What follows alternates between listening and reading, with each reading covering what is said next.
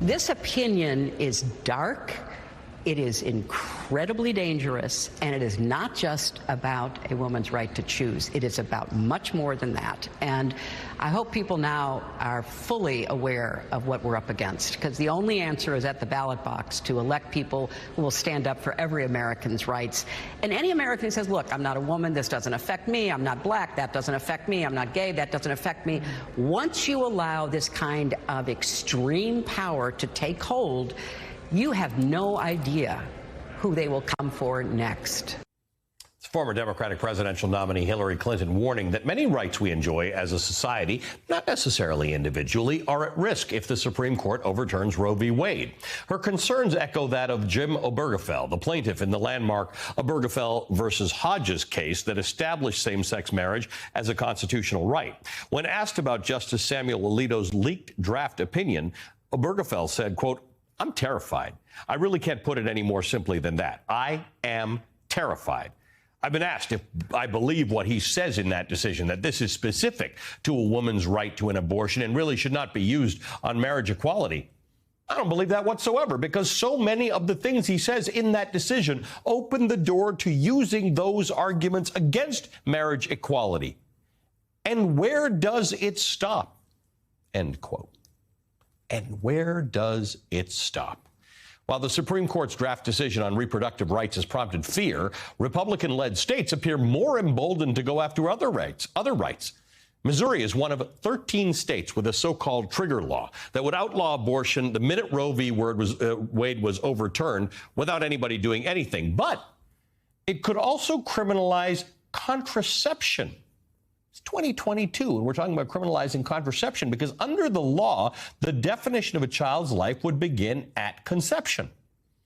Texas, having already effectively banned abortion within its borders, now wants to challenge another different Supreme Court ruling, which states that all children have a constitutional right to a free public school education, regardless of their immigration status.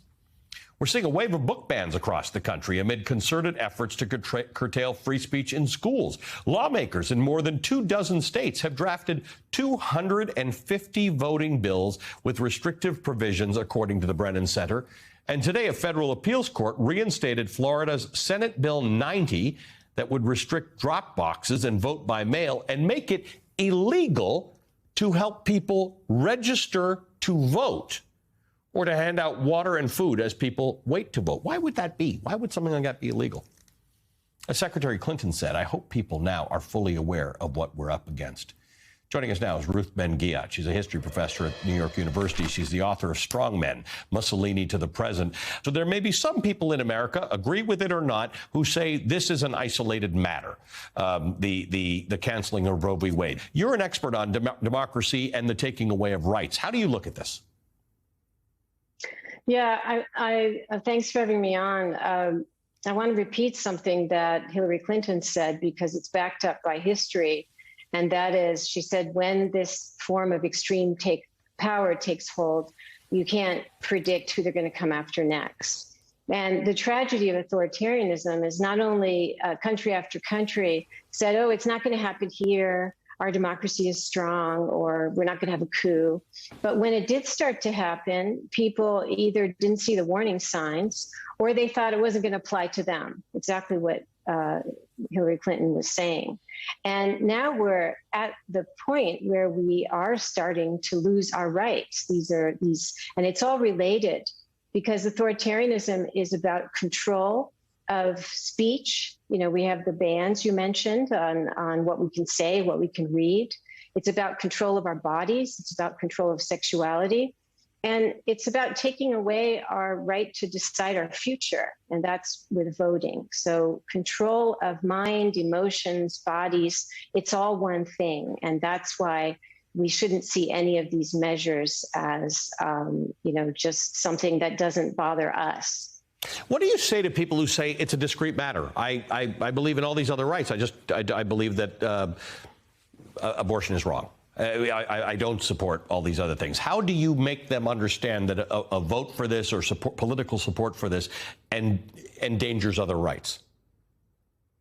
Because these things are never taken in isolation. In fact, the policing of sexuality always involves, in the history of authoritarianism, going after women. Even Stalin, who is supposed to be communism and gender equity, he banned abortion, and also policing sexuality. So you always also have another perennial strongman target is gay people. And it's very reliable throughout the whole century. And it's no accident that the GOP is trotting off to Budapest and that Mike Pence, attended this, quote, demographic summit of Orban in Hungary. And there he said openly that he hoped that abortion rights would be appealed. And so it goes with the remodeling of the population to have, as Orban says, we only want certain kinds of babies. And so all of this is, if you study the history of these things and how they link together, how propaganda links with these social policies, you see that it's all related.